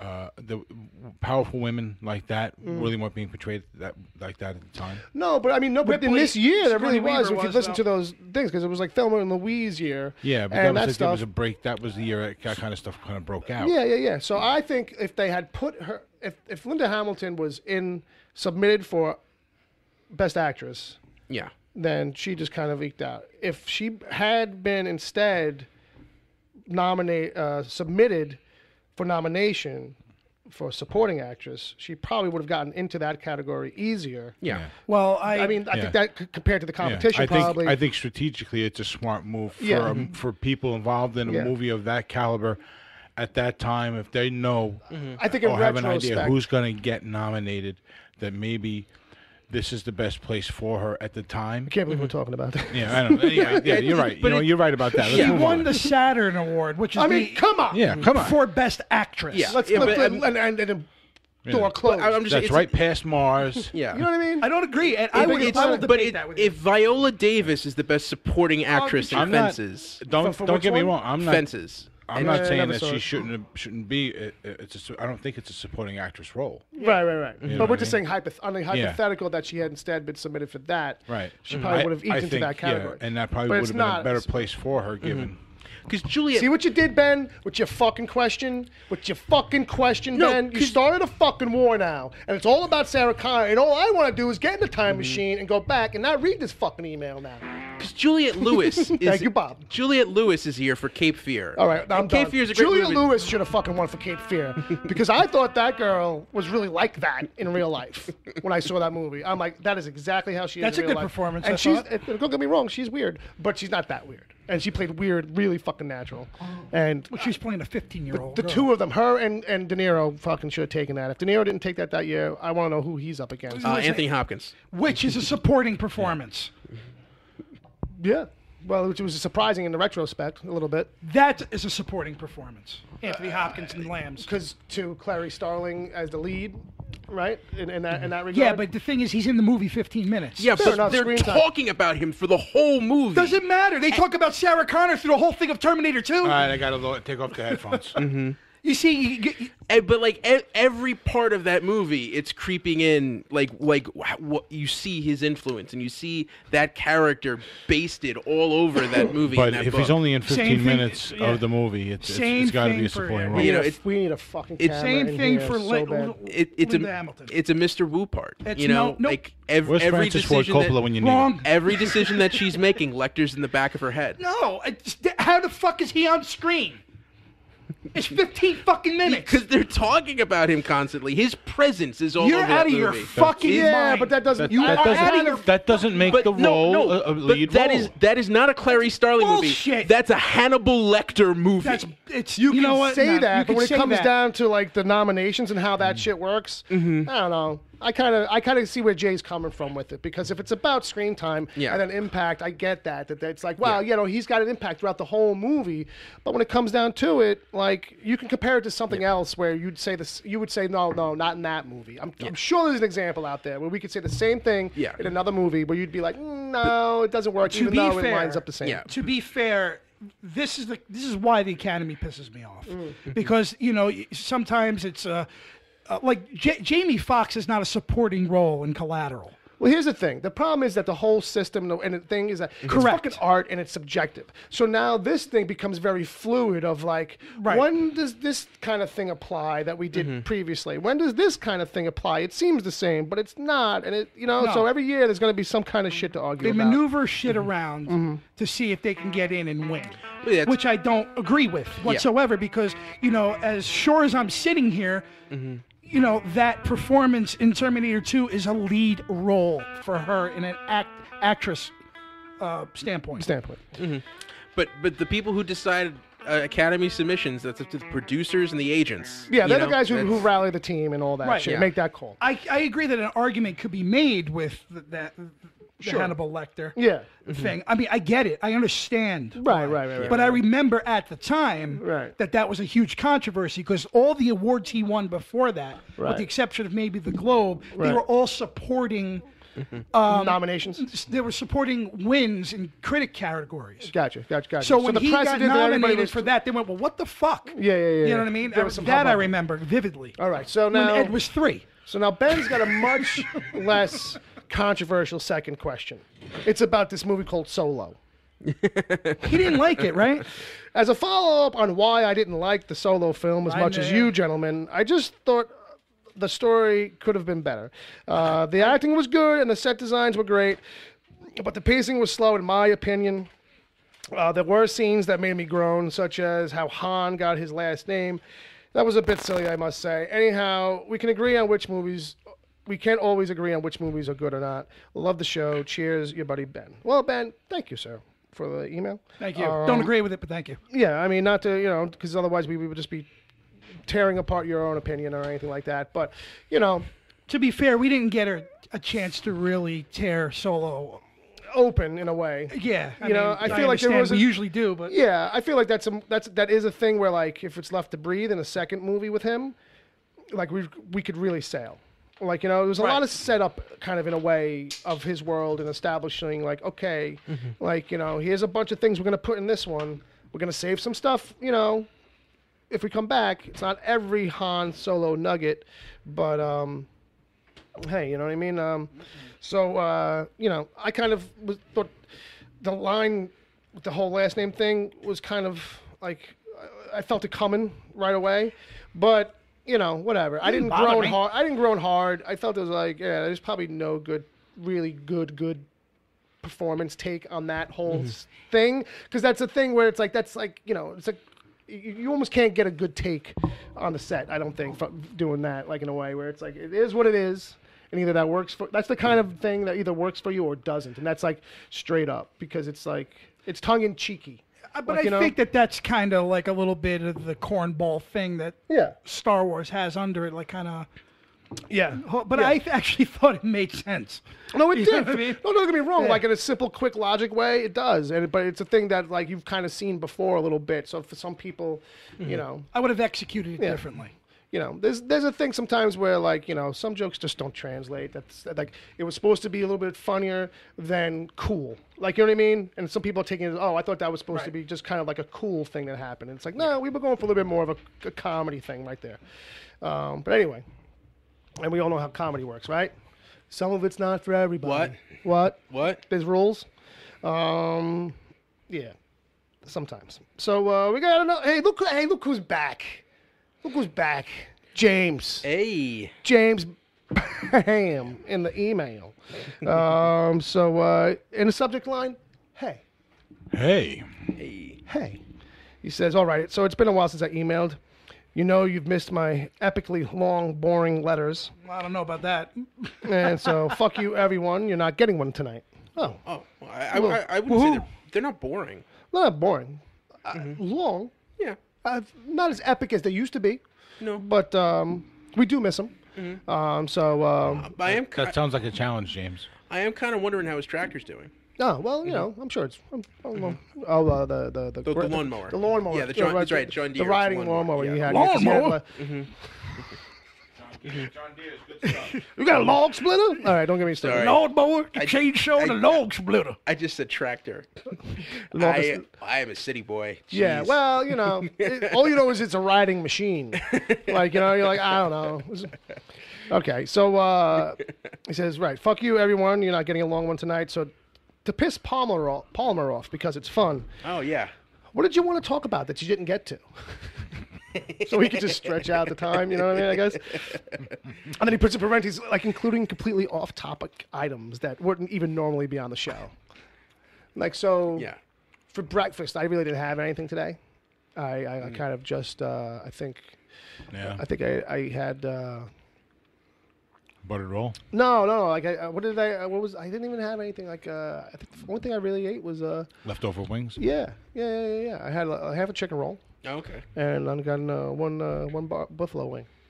So Chicken roll. Those keep. yeah, they come for a couple days. They make them across the street at the deli there. They make Okay. them real pizzeria style, you know, with the good bread. And yeah, they got a shelf life of a handful of days on them. You know what I mean? I had a headache for breakfast, so I just want to tell you that's what I I had think for- that was- means- No. You had a hangover.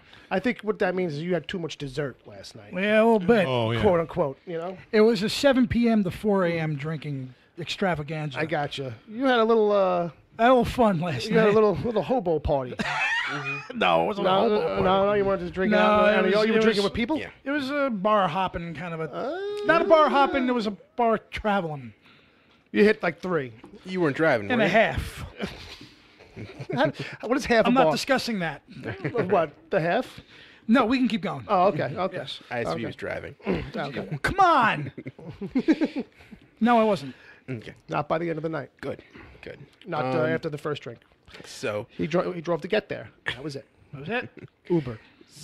yeah, I have something. What do you got? Is that it for email? I would like We're everyone. rounding up Ben's question here. We got another one. Please say a prayer for Mern Johns, played by Who? Carl Lumley. Wait, who? On Mern Johns. Oh no, I don't know. John Jones' father on Arrow. on Supergirl. Supergirl. He's in late stages of Martian.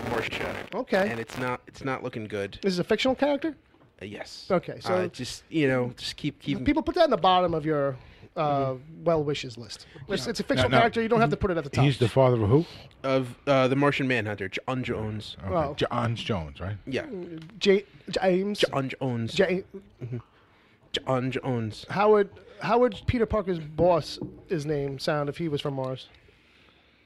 J. Jonah Jameson.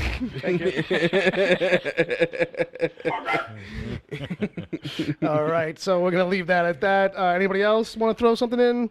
what? Because James just wants us to stretch time to drive Palmer crazy. I like mozzarella cheese. Hey, give me a pie with I nothing. took the time out to say what I wanted to say. That Fair was enough. important. Fair enough. Do you think processed mozz is sometimes better than fresh mozz? No, fresh mozz is always better. Yo, Spike, I got the Always, Mott's. Always. But it does have to be fresh, made that day. Yeah. Yeah. And even if it's not, it's still better than Yeah. It's still always going to be the first pick. It's going to have a little more. It's going to have actual flavor. The dry stuff really doesn't have much flavor at all. Or it's at the very Not hard least, in. if it does, it's polio and string cheese, and it's like a little extra salty or something. Yeah. And it's like making up for it in other ways. You just want to make sure the old Italian guy that makes it doesn't pick his nose first. Right. I always have trouble with fresh mozz, just like keeping it on the pizza because it just like it all wants to come off with you on the first bite. Yeah. It's trouble. Yeah. Sometimes it needs maintenance. You've got to keep an eye on it. It's an adventure. Some food is an adventure. Spike, I got the matzo. Did you ever have a gooey duck? No. Okay, you know what it is? Got to No. get I've had a couple of those. got to get the oven really hot first. That's homework, kids, for during the intermission. Gooey. Got to have it on a flat metal surface. I got a gooey Okay. duck. If you have something on it first, you got to let it warm up again for 15 minutes. Okay. Fresh mozz, not a gooey duck. Gooey duck is something else. Then you cook it, and I know what it it is. should melt fine. So that's that.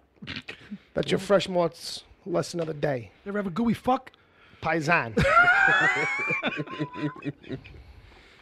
All right, so I'm not even going to share because that would be slowing it down, and I'm not giving James what he wants right now. All right, I read your email. That was enough. I stretched out this email that was supposed to be super short. All right, so Is that James or James? James. No, there's no apostrophe. Oh no, not in James. No. It's in the middle name. Yeah. So, James B. So it's kind of like what I do with ham. Yeah. Like I could do like that. Actually, that sounded like Forrest Gump. Baham. Baham. Sorry, I kind of blew that one up. All right, kids. Belvedere. That's correct. Slayer. It is time for an email They're going on in about a half hour. from I should be getting Wesley Gaskins. Bobby Sobson's new CD any day now. Wesley. Wesley. Beverly, get yourself off the deck. All right. Hey, you gentlemen. Is it just me, or does Russell from Deadpool look just like Ed? And does anybody else on the show have a mini-me? I guess somebody else that looks like them. Russell look like Ed? No, not really. I mean, maybe something in the nose or the eyebrows. Wait, Russell's Fire Fist, right? Fire Fist. Maybe size, but that's about it. You fucking jerk off. I mean, Wesley. that's the obvious thing. Yeah, I mean, there's a little, there's that going on. Damn, Wesley. But maybe when he's got the frown, Shit. because he did a lot of furrowed brow. Give me some furrowed brow. Yeah. Give me some furrowed brow, Ed. Yeah, maybe a little bit. I think you could start a fire with your hands if you wanted to. By just slapping Wesley across the face. Not all right. I got to do that weird Australian accent. No, start with the Mr. Miyagi slap Oh, and build up the... and build up the heat. There you go. That's the way to do it. Does anybody have a mini-me or somebody say... I guess, because I don't think anybody's really got a mini-me. Well, I think right now the closest for you might be our nephew. Who? Huh? For me? Scooby. For Mikey? Yeah. In what way? He's got a similar build. He's got long dark hair. Well, yeah. The kid's got a haircut like Sideshow Bob, though. Yeah, He's got the can't help it, Sideshow Charles. Mel going. Like, he doesn't even try. Like, he just naturally afros out because he's got the crazy curly Spanish blood. You know what I mean? So, Yeah, but if But when he they- pins it back, but yeah, all right, that's about it. Yeah. I'm like, I'm not mad, but I don't know. I don't see it. I don't know. I don't. Really He's have got it. his mother's nose, but Thank God he's not listening. well, that's not a bad thing. No, It's I just know. He's got No, I his know. mother's nose. I know. No, you want to know who was just like me when I was a kid? It was the fat kid from Super 8. The kid from Super 8? Yeah. Okay, now I gotta look up the kid from Super 8. This is gonna get uncomfortable. You're not Chunk from Goonies? Yeah, that's another one. I was often asked to do the truffle shuffle. Oh, and you were like, you know what? Go fuck yourself. Yeah, you should come up with a version of that where it ends in a fist to the face. With the fist to the face. Final move. New final move. Finish him. Yeah, I can kind of see it. I can kind of see it. I looked him up. So I think we're done with Wesley. All right. No more emails? I mean, unless somebody wants to slip one in, but I guess we're done. No. I don't think I have a mini-me. No.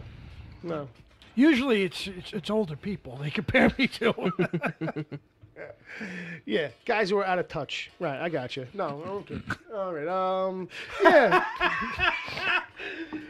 You've got that with the goatee going. You get that Jeffrey Dean Morgan. I get that. You know what? Honestly, because he's hot right now. He's got the salt and pepper goatee all the fucking time. Yeah. And you're tall. I'm not even joking. I've gotten it at least 6 or 7 times because I've been on a few auditions here and there. Yeah. Even like Robin to begin with, when the thing they. You should do the foot stomp thing, like when someone says it. Well, the thing is, I think you're right. The thing is, you're right. See, but he's got that, little freaky dinky kind of thing. Yeah, I know. Whereas I think I would be a little bit more sinister. No, yeah, I know what your thing is like. You know what I mean? I know your Negan take would be different too. Mine would be probably. Yeah, I'm saying when people like say that to you. I'm saying when someone says that to you, you should. I get it all the time. Right. My point was that you should do. The joke was that you should do Negan. I've done it a couple times. As soon as they say it, and be like, "Oh, you mean like this fucking guy?" The swagger. You know what I mean? Stomp on their foot. Which I'm a fan of. I do like it because, it's like I ate it up in Rampage because he does it a little bit in Rampage, but he does it with a... Well, the thing about Walking Dead is that no one's got any personality at all. Right. There's nobody even trying to be funny on that show. And I don't give a shit. There's always one guy who's busting balls, or at least even if it's dry, sardonic humor, is always like the guy who's got the funny line in the moment or something. I'm not saying big laugh funny, but I'm saying real world in actuality. Somebody would always be like, well, this really fucking sucks. There was a line. There'd be more of that. I said we get it only from him, really. There's a line that he said that still had me in stitches every time I hear it. Right. Where he tells Eugene that, that this is bullshit. Right. And he says something, he goes, I do believe a rose just sprouted from that pile of shit. Which I love. They do give us great comebacks in one-liners, man. And to this day, it's hilarious. Yeah, there were a couple times I laughed out loud. I won't deny it. I do believe a rose just sprung from that pile of shit. Oh, come on. You lying piece of shit. All right, so John Zombie John says Uncle Jay's Mini-Me is one of those little bottles of scotch behind the counter at the liquor store. I say it's like the empty ones that are piling up over there. He means the liquor store right behind Sacco Jones's joint. Yeah. That I was drinking. You did one purchase, by 1 point. Yeah, you did purchase. You did perchance purchase a Peruvian pint of bourbon. There was no P word. Couldn't figure it out. Still can't. Okay. So with that, kids. Pinot Grigio. So with that, kids, I think we're near the end, my friend. Good, because I got to piss. Oh, boy. Sucks to be you. The bathroom is closed. Back teeth are floating. Unless you make a purchase at our store. You got to buy something. So, what do you want? You want one of Bob's sandwich rolls? No. Okay. Because that's... I might have one of those powdered donuts over there. A powdered donut? Because like I said, I had a headache for breakfast. Headache for breakfast. But I do, the cure is like 3 Excedrin on a slice of bread if you can get it down. If you can get it down. It is. Yeah, I've learned that, listen, I've had many. Okay. But I haven't had them in a while. I haven't had a good hangover in maybe 4 or 5 years. But I did drink a lot, like mixed. You were mixing the booze with the beers. Yeah, it wasn't just beers. I had no beer last night. It was all like bourbon. It was all the shelf stuff. Rum. Ugh. And I think it was the Fireball, because when you're drinking like Jack Daniels throughout the night, then you start throwing in like other, like I think I had a shot of vodka at one point, and then I had a little bit of gin, and then somebody wanted to order Fireball shots, which is just like liquid Big Red. Jeez. Right? I did a few of those inside of it. I had about 12 shots, I want to say. I'm not even lying about that number. Right. On top of the drinks. Right. So I'm thinking. What the fuck is wrong with you? I had a good time, man. You know what I mean? All right. Well, I'm glad because you deserve to have a good time. Exactly. Thank you. Thank you. I'm not enabling. I met Uncle Jay's thing on the Twitter. I got to piss. Thank you. All right. Thank you, because he was actually helping me stall. Ow. So that's him on the Twitter. Ed, where can people find you on the Twitter? At Edward O'Hare TBD. Thank you, Ed. Brother Bob. At Bob WTPC. I'm at Wicked Theory. The show is at wickedtheory.com and wherever good podcasts are given away for free. Subscribe to us wherever you'd like to do that. Rate us, review us, please. We could use all the help you can give. If you really want to help out, support us on Patreon. $1 a month gets you the after show, which is what we're about to do next. If you were listening live on Saturdays at 7 p.m. on Mixlr, you could hear it live. And if you miss it, it's only at the Patreon. So consider that. Look for us there. Patreon.com/Wicked Theory. Brother Bob, when you're feeling it, take us out of here.